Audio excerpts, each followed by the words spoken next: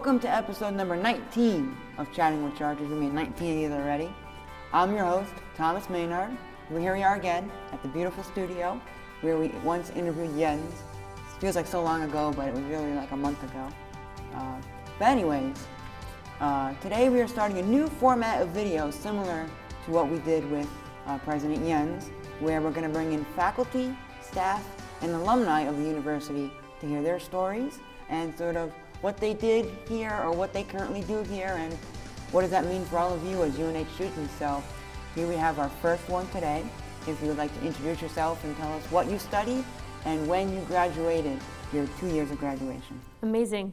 Well, hello everyone. My name is Gabi Garcia-Perez. I currently work for the Department of Housing for the state of Connecticut, but I recently graduated here from the university back in December of 2024. So I did my master's here in finance, which took a year and a half, and then I also did my undergraduate here in business management.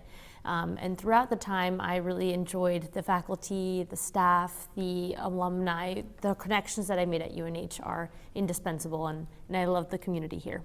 Well, to get started on that, we'll bring it to the beginning. What brought you here into the University of New Haven? Great question. So I originally am from Connecticut, and so my initial mindset of staying local was to really make sure that I continued the connections that I'd made thus far.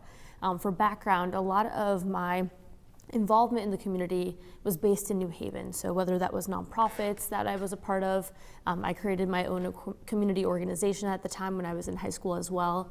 And so all of those projects and people that I've met thus far, I really wanted to make sure that I was cultivating those relationships and continuing the projects that I had at that point started. Additionally, I play soccer, and so I got recruited to come here from Guilford, Connecticut, and I played for Coach Duncan, for Coach Laura Duncan, for 5 seasons. So my first season, which was because of COVID that we didn't have a season.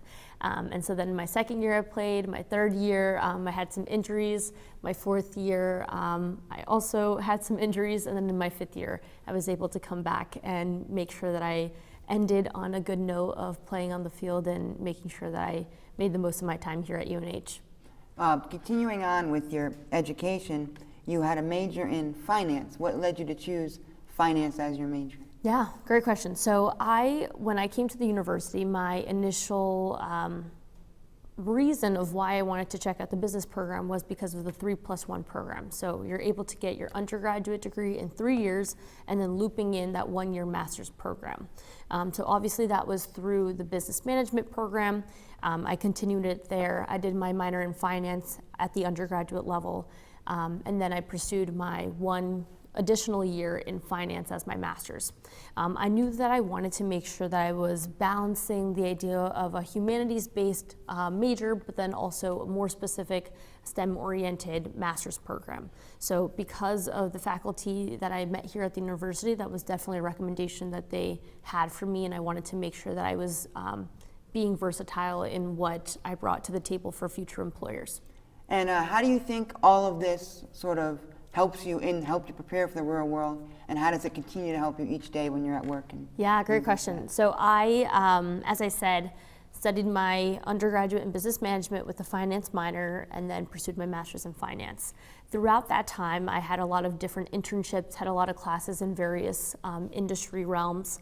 My internships included in the nonprofit space, but also at Boeing, so aerospace in the finance department, and also in state government at the lieutenant governor's office. So I was really able to get a vast range of sort of spaces to be in while also having that same master's finance degree and understanding. So making sure that you're bringing in that key skill into every role that you're a part of. I'd say that finance is an industry that many people think is pretty linear, but because money is a part of everyday activities, whether that's projects to carry out or programs to carry out at the state level, and having a deep understanding of how budgeting works and how to best carry your finances is a skill that can be brought to many different spaces, which is one of the reasons why I also wanted to pursue my master's in finance. Additionally, my experience with the class work that I took here, in addition to the programs that I was a part of through different initiatives that professors recommended. All of that experience really led me to be able to feel ready when I got to graduation and when I got to my first job.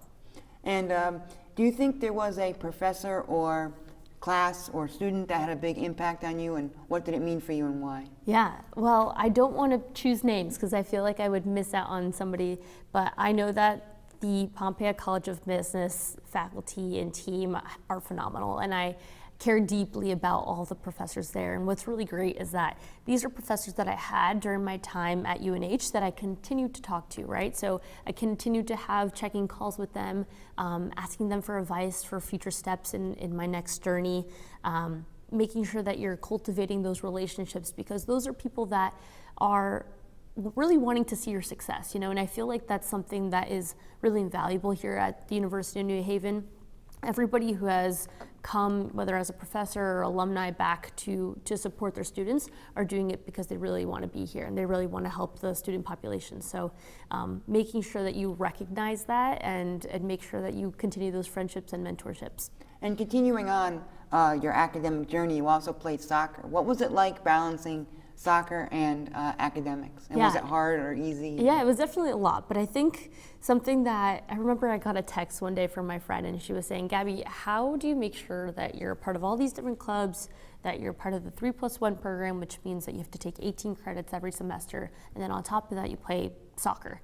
How do you make it work? How do you manage? And I think that my response was, you're gonna make it work because you love every activity that you're a part of, right? If you're passionate about something, it's not gonna feel like it's a coursework, right? It's not gonna feel like it's a burden. So making sure that I was always embedding activities into my life that I genuinely loved, and soccer was one of those things for me. And the department was really understanding, and my coach was really understanding of the amount of things that us student athletes were balancing at the time. So having a network that makes sure that is aware of what you're going through and you're communicating equally to them is key in order to succeed in that space. What were some of your favorite memories playing soccer, and what do they sort of mean to you still today? Yeah, so as I mentioned before, had a lot of injuries during my time at UNH. So unfortunately, I wasn't able to participate fully in every season. That being said, I really was able to make my own role within that time. So back before social media was popular for day-to-day activities for the teams, when I was injured, I wanted to make sure that I was partaking in an active role on my team, making sure that I had some sort of contribution to bring to my teammates. And so I came to my coach and I asked her if I could run the social media page.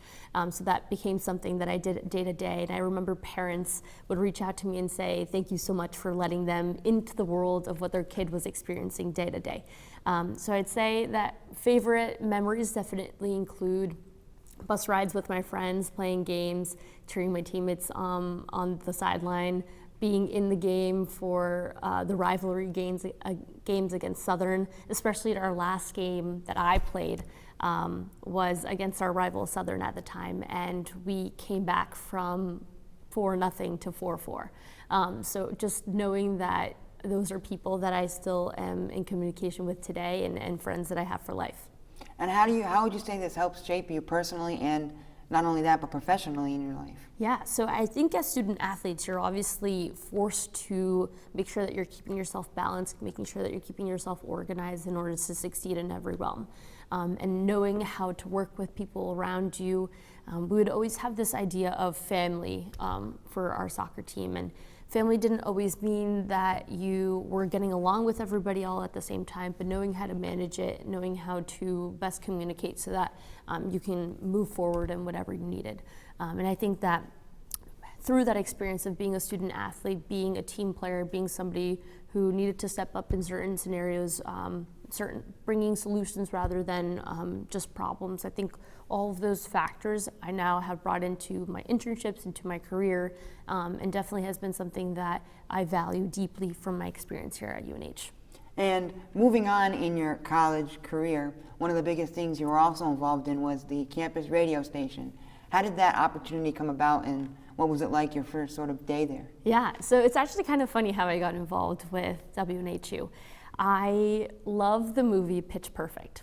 And so when I got to campus, this was 2020, so a lot of the clubs were not being run in person, a lot of the clubs weren't working out, but one of the few clubs that was our college radio. That being said, being a Pitch Perfect fan, I sort of already had in mind being a part of college radio. And so when I joined the first club meeting, it was just an immediate energy that I wanted to be a part of. Bruce Barber is a phenomenal person with such an incredible energy and willingness to bring people together that I just wanted to be a part of that team. And then ironically, one of the members really reminded me of one of the characters that was in Pitch Perfect. So I was like, this is meant to be. And so then through that, I started getting involved in different capacities. It first started out with joining the meetings week to week to figure out what music we would be putting on the station every day. Then it led to me being a part of the social media team, so making sure that our projects and our shows that were being hosted by students were getting the marketing that they needed. And then I had my own college radio show, which was called Vibras, and the theme of that was playing music from around the world. So that was a project that I started out with one of my good friends, Devansh, and then once Devansh graduated, my little brother, who's not so little, joined me as my co-host as well, Sergio. And that was just a really amazing space to be a part of because I had all of these very professional type initiatives and programs that I was a part of, and WNHU was my outlet, my creative outlet, which I consider myself to be an artistic person as well. So I made sure that that was the space that I could have. What did working with WNHU teach you, not only about academics and things, but about yourself? What did you learn about yourself from your time at WNHU? Yeah, I mean, being on air, on live radio is scary, and knowing how to maneuver or transition between different songs, being comfortable with maneuvering the technology itself, and knowing that when you're speaking, you also have to be moving the different dials. So I think in terms of figuring out how to make space and also how to speak concisely were definitely things that I was able to develop at my time at WNHU. Also, the team has been really supportive there, and so I was able to learn a whole new skill of how it worked to be on the radio, and something I didn't have experience with before. So now I could say that I have been on the radio and I know how to maneuver my skills and can make sure that I can fill space. And now that you've learned all these things about yourself as a person through WNHU, do you have a favorite memory or moment there that you always go back to, and why? Yeah, I'd say that my favorite moment is kind of ironic. So it was a day where one of my best friends was coming to visit, and so Devansh and I were doing our show as normal, and we always had a really great system in terms of what music we picked, knowing what we wanted to say in between each sector, having sort of the layout of song to song, and so we had a good system going. And then that day, we had no issues, no problems, and so one of my good friends, Emma, came on air and she said, she was wondering like if we'd ever had any issues of forgetting to turn off the mic or putting the volume up or getting the music to go, and we were like, no, like we have this down, like we know what we're doing. And it was really ironic because that day we forgot to turn off our mic after the segment that we were talking. So my mom actually ended up texting me, letting me know that we need to turn off the mic. So that was a funny memory of something that didn't go the way we wanted to, but it's definitely something I'll remember for life. Moving forward to life after graduation, what is it like now that you graduated, like your connections to the university? Do you still come back and do things, or is it just you graduated and that's it? No, I actually am still very connected. So I'm connected on a few different fronts. The first is obviously being a college athlete. One tends to reflect on that experience and how valuable it really is. So I've been coaching a U10 girls soccer team for my town. And so that has been a really fun opportunity to bring in my experience of being a young athlete into now the next generation of players. So I've been doing a lot of events with them, whether that's community events, but also bringing them to UNH soccer games and having them experience what it's like to walk with the players, do the national anthem, interact with the college players, and for them that's just everything, right? So Coach Duncan has been really awesome in terms of letting us come and participate in those games. But then on the academic side, I am excited to sort of announce a new project that's coming up. So a group of recent alumni and I, along with Professor Hartman and Dean Kench, have been working on this project called the Pompeia Next Gen Alumni Board. So the idea of this board is to really cultivate relationships between alumni, staff, external organizations, the administration. But what makes this really unique is that we are specifically for Pompeia College of Business graduates that are 1 to 7 years out from graduation. So we would really be able to provide that insight for students that are now going from the transitions from college to the real world. So this has been a project that we've been working on since the spring with Kiana White, Emily Bogdanowicz, Gabby Picone, and Abby Murphy, which ironically are really great friends of mine from my time at UNH. And so this team, along with Professor Hartman and Dean Kench, have been working to really create what our purpose is going to be and how we're going to be able to best interact with students in the years to come. So come January of 2026, this is going to be a live program and a live alumni base to be a part of. And how would you say your career choice was influenced by the university, and was that different than what you originally thought of when you first started? Yeah, so when I first started, when I was in high school, I wanted to be a lawyer. And when I was younger, my ideal dream was to become the President of the United States of America. And I think when I got to UNH, I was really troubled by making sure that I could incorporate government into my field of study. Being that I didn't necessarily want to do poli-sci, and that was not something that was offered at the time. So I was recommended into going into business and then having that minor in finance. And there was a point in there where I had a minor in business analytics.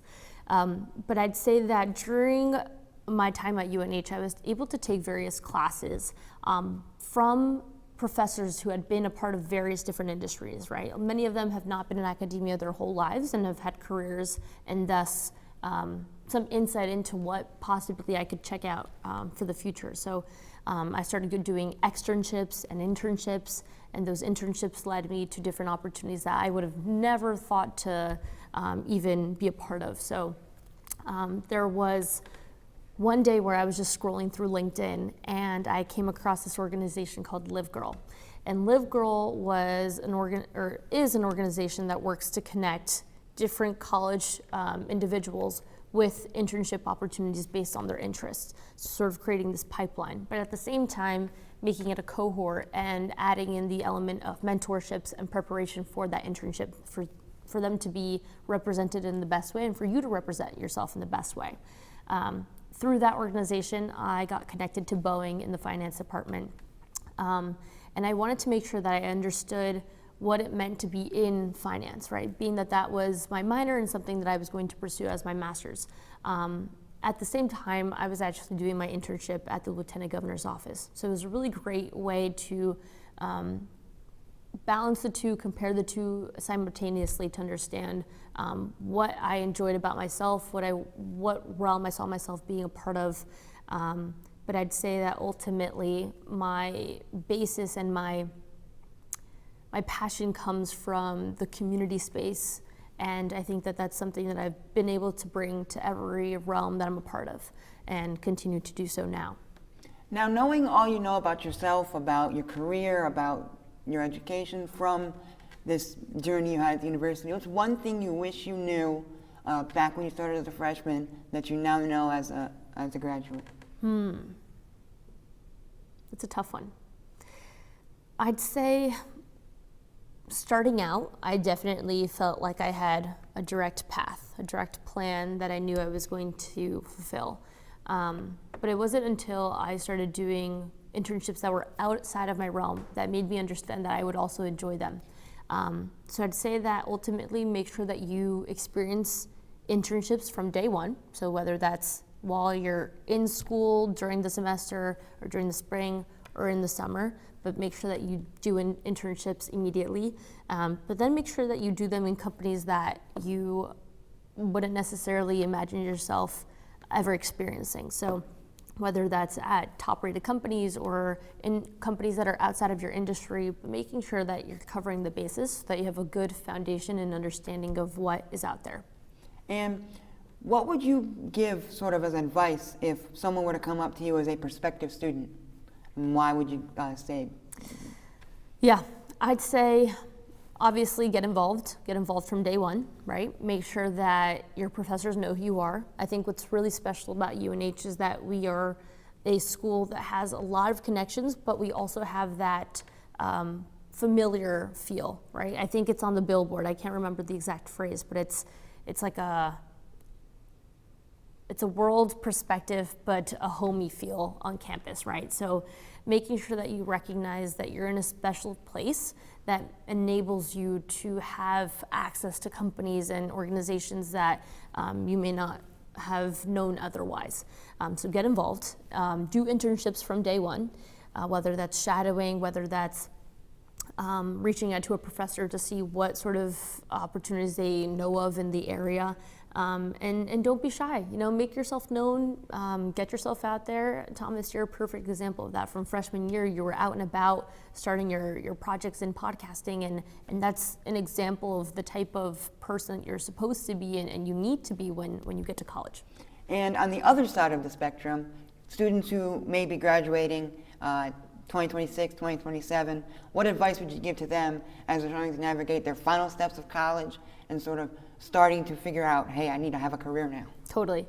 I'd say apply everywhere. Apply, because obviously I think many of the times one feels like you are doing everything at the level that you can at the university that you're at, but then when they get to graduation, they wait to apply to jobs. And I think that period is when many people realize that they should have started earlier. So I'd say that definitely start the process much in advance to ensure that you're stress-free and relaxed. But then also make sure that you're having fun, right? Like for the rest of your life, you're going to be working unless you go back to school. So make sure that you're enjoying your time with your friends, you're cultivating those relationships in a responsible way. But ultimately know that your career is coming up quick, so start applying to jobs and start getting your name out there. And to finally cap off this interview, what does it mean to you now that you're an alumni to have been part of this university, and why? Everything. I'd say that it's really cool just because my dad was also an alumni. My dad played soccer here back in the early 2000s and the 90s. So it's really awesome to sort of hear his perspective of how much the university has grown over the years too. So he always comes on campus and he's like, wow, like this wasn't here when I was there or when I was here. And it's really awesome to see that even in my own time here at UNH, from my freshman year, how many buildings have come up, how many programs have come up, how many more students have been enrolled, all of the social media stuff that we're doing now through the university. It's awesome and it's getting our name out there, and it just makes me really proud to be able to say that I'm a Charger and that this is the place that everything all started for me. Well, thank you so much for being here. Thank you, Thomas. I'm happy to be here. And thank you all for watching episode number 19 of Chatting with Chargers. Again, I'm your host, Thomas Maynard. And if you want more from us at Chatting with Chargers, you can check us out on Instagram and YouTube at Chatting with Chargers. New episodes every Friday at 12 p.m. and daily posts every day on Instagram. So we'll see you next time, everybody.